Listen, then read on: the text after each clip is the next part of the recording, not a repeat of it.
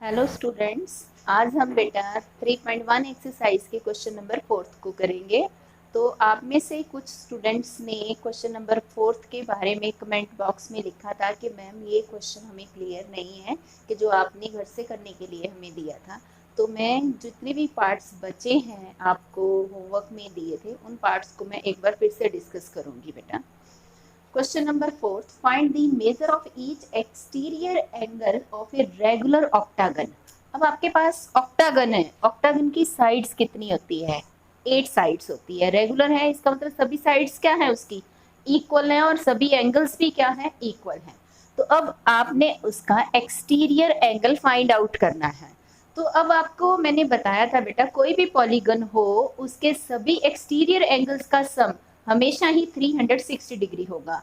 तो जितना उसके सभी एक्सटीरियर एंगल्स का सम है उसको उसकी साइड से हम डिवाइड कर देंगे तो हमारे पास 1 एक्सटीरियर एंगल आ जाएगा।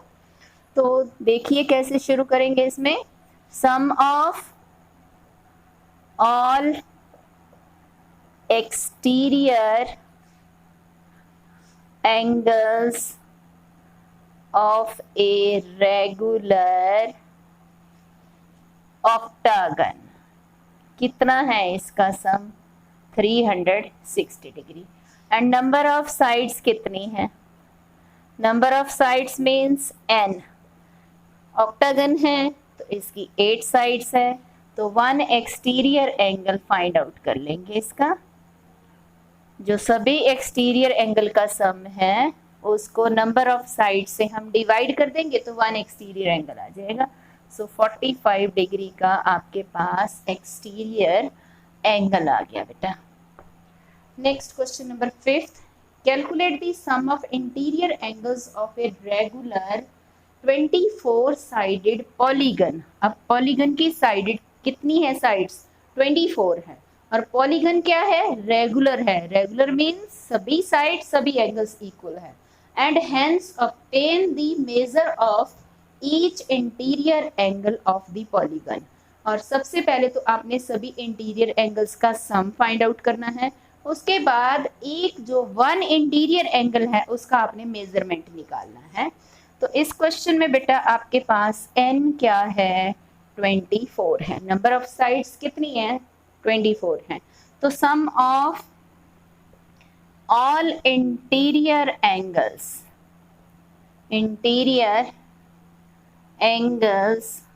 ऑफ ए पॉलीगन आपके पास क्या बन गया? n-2 into 180 degree. n कितना आपके पास? 24 है। 24 में से 2 लेस कर दिया और उसको 180 डिग्री से हमने मल्टीप्लाई कर दिया। अब इसकी हम कैलकुलेशन कर लेते हैं। तो हमने एक जीरो लगा दी पहले। 18 2 जा 36, 18 2 जा 36, 36 में हमने 3 प्लस कर दिया तो 39। तो आपके पास 3960 डिग्री तो सभी इंटीरियर एंगल्स का सम आ गया। ठीक है, अब हमने क्या निकालना है? एक जो इंटीरियर एंगल है उसका मेजरमेंट निकालना है। तो एक इंटीरियर एंगल का मेजरमेंट कैसे निकलेगा? सभी इंटीरियर एंगल्स के सम को उसकी नंबर ऑफ जितनी साइड्स है उससे आप डिवाइड कर दीजिए। तो 1 इंटीरियर एंगल आपके पास क्या बना? सभी इंटीरियर एंगल्स का सम यहाँ पे है आपके पास। देखो कैसे निकालते हो आप? ऐसे ही निकालते हो ना, फार्मूला यूज करते हैं बाय में n। तो n आपके पास कितना है? 24 है। इसको हम पहले इरेज करके उसके बाद आगे करते हैं बेटा।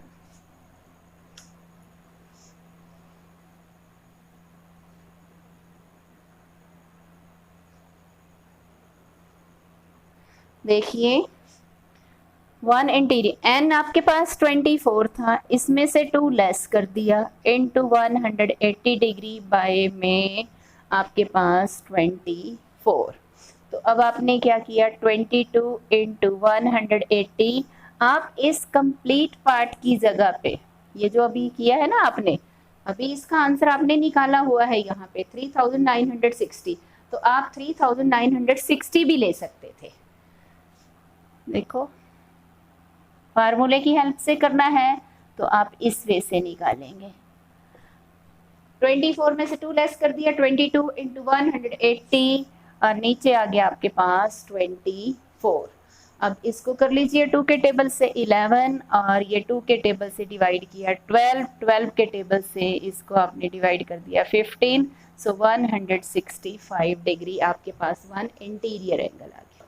Next question number 6, is it possible for a regular polygon to have an exterior angle of 70 degree, explain your answer।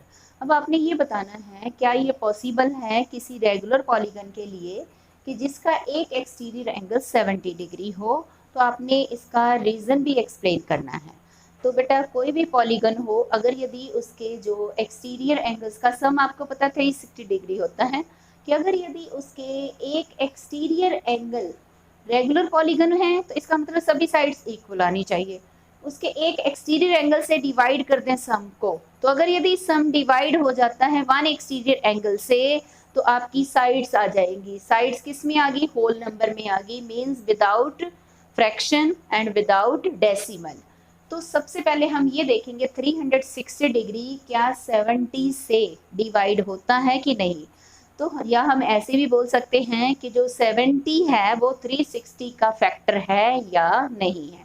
देखिए 360 जो है 70 के टेबल से डिवाइड नहीं होता, आपके पास रिमाइंडर बच गया 10। तो इसका मतलब क्या है 70 जो है 360 का जो फैक्टर नहीं है। तो इसमें आप क्या लिखेंगे? It is not possible, it is not possible for a regular polygon because 70 degree is not a factor of 360 degree.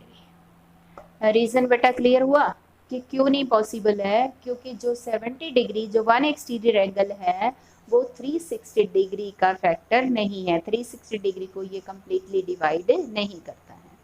Next is if N exterior angle of a regular polygon is an integer, कि अगर यदि किसी भी polygon जो कि regular है उसका जो एक्सटीरियर एंगल है वो कोई इंटीजर है, तो what are the possible values of the angles. तो एंगल्स की कौन कौन सी वैल्यूज आ सकती हैं आपके पास।